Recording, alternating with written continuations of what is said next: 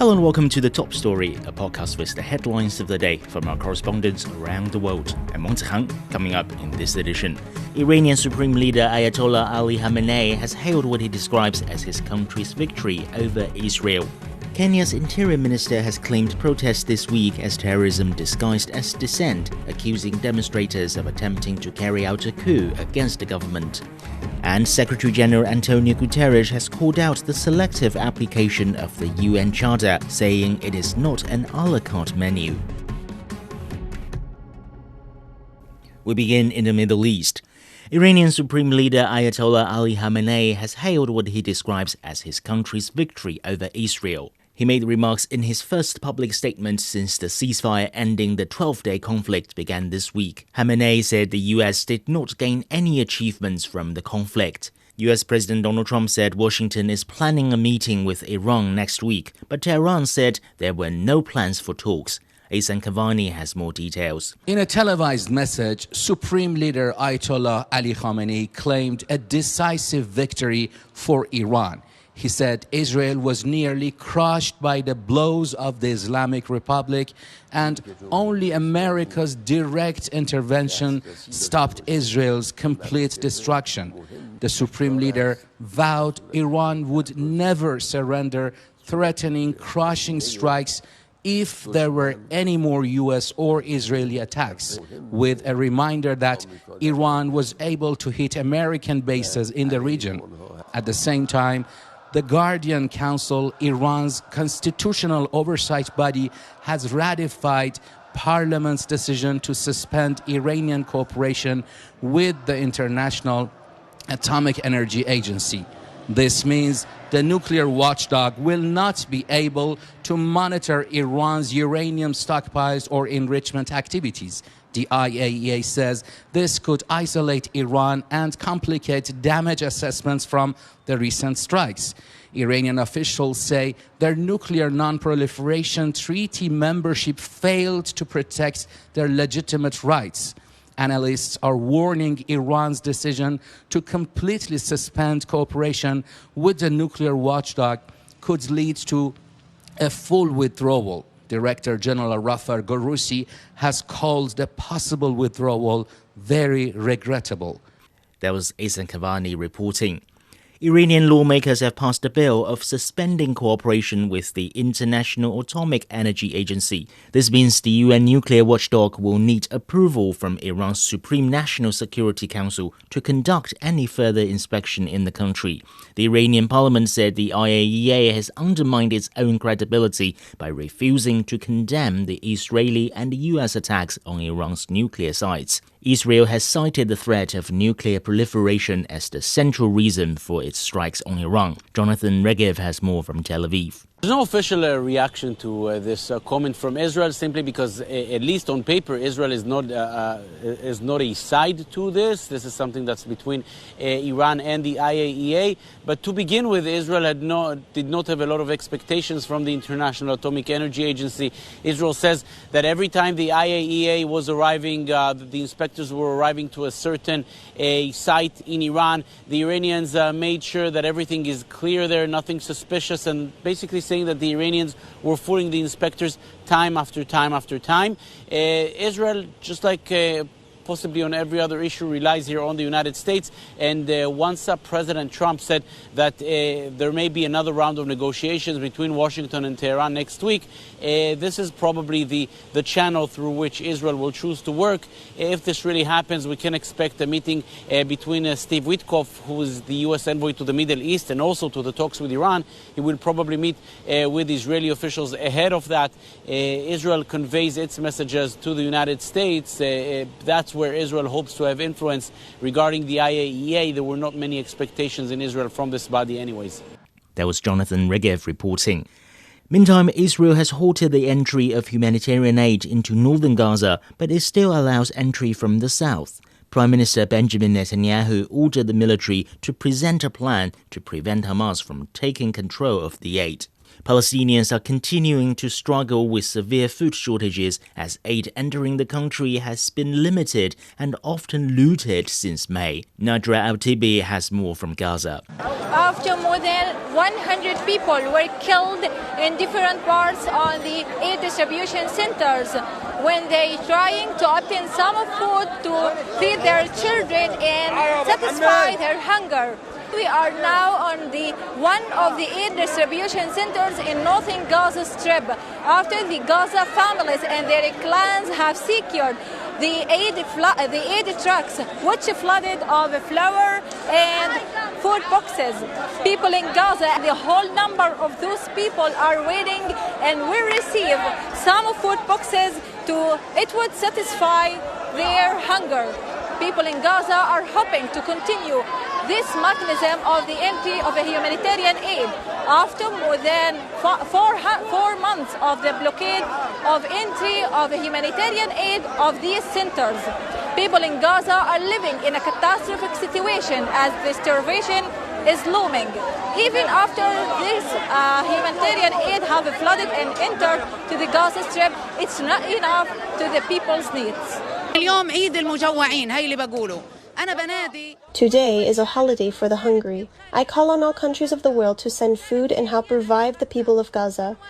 Stand against any decision to block aid. It is a death sentence for us. There is no food left in Gaza. If aid doesn't come in, the people will die.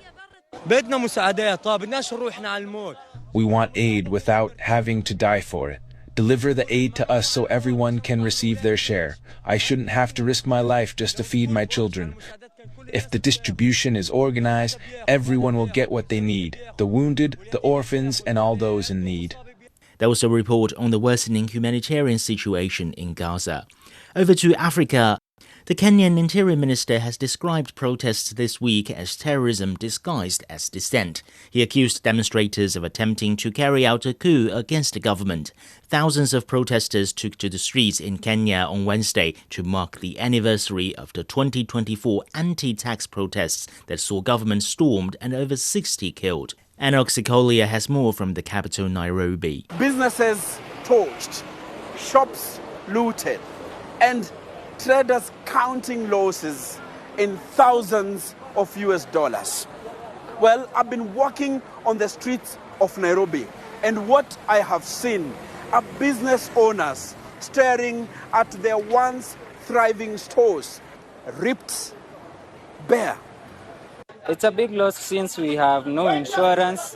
We are going to start from zero. There's nothing we have remained with. There's nothing we can start from. I sell ladies stuff, I sell dresses, I sell shoes, I sell handbags. My shop was vandalized, everything was stolen. They didn't burn my shop, but everything was stolen. I had just gone for new stock, and they took all of it. They broke and destroyed the properties that were in the shop. Reports indicate that the protests spread across Nairobi and other major cities and towns, with ordinary businesses and not the government bearing the brunt. But the human toll is even more staggering. According to Amnesty Kenya and the Kenya National Commission on Human Rights, at least 16 people were killed, allegedly by police, and over 400 were injured, including protesters, police, and journalists. Some suffered gunshot wounds from live rounds and rubber bullets.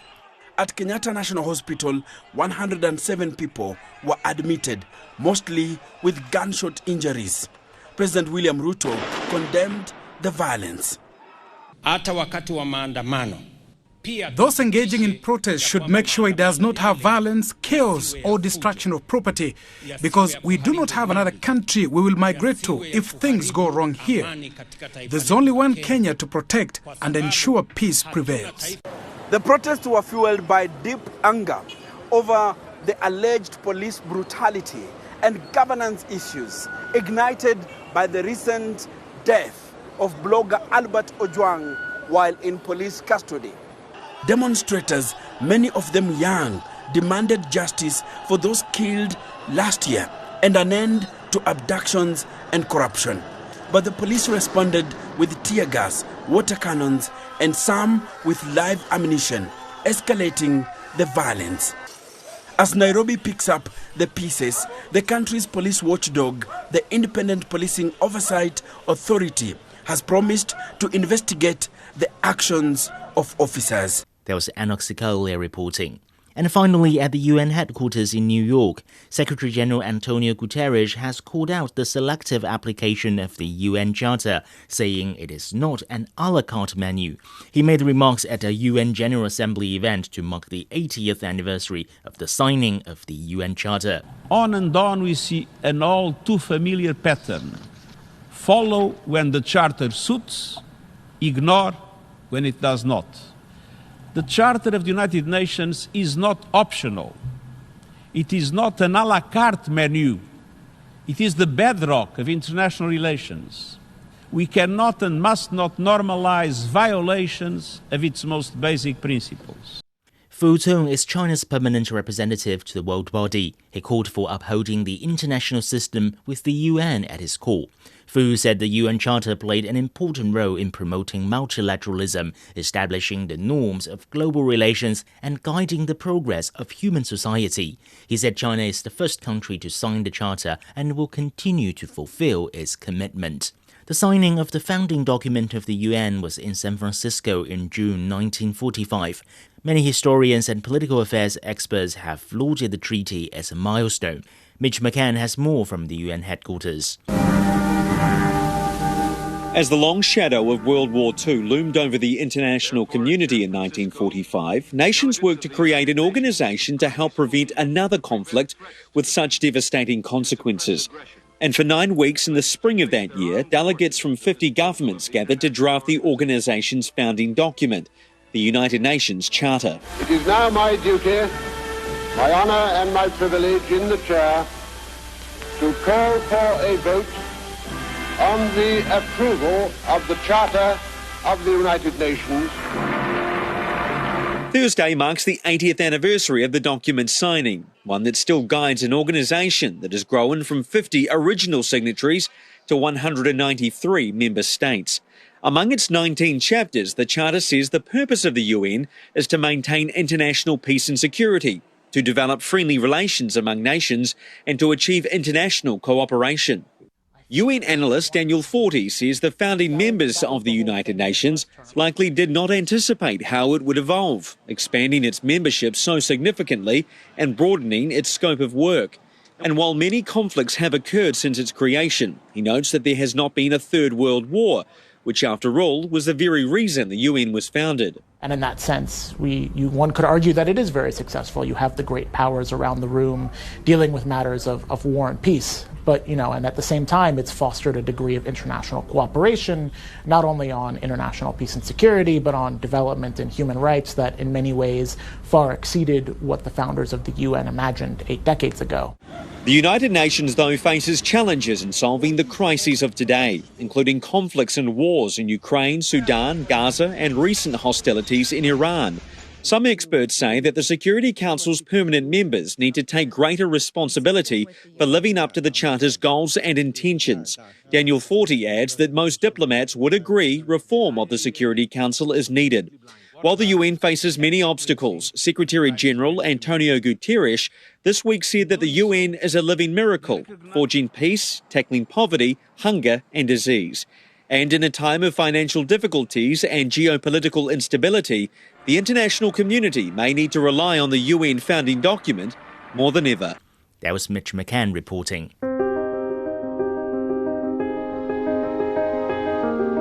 Recapping today's headlines, Iranian Supreme Leader Ayatollah Ali Khamenei has hailed what he describes as his country's victory over Israel.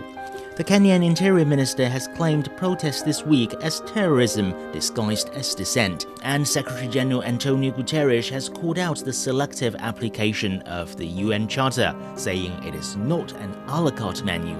That's it for this edition of The Top Story, a podcast that brings you world headlines every weekday. For more news in politics, business, sports and culture, you can subscribe to the Beijing Hour, a 1-hour podcast news magazine program. We welcome and appreciate all ratings and reviews. I'm Wang Zihang. Thank you for listening.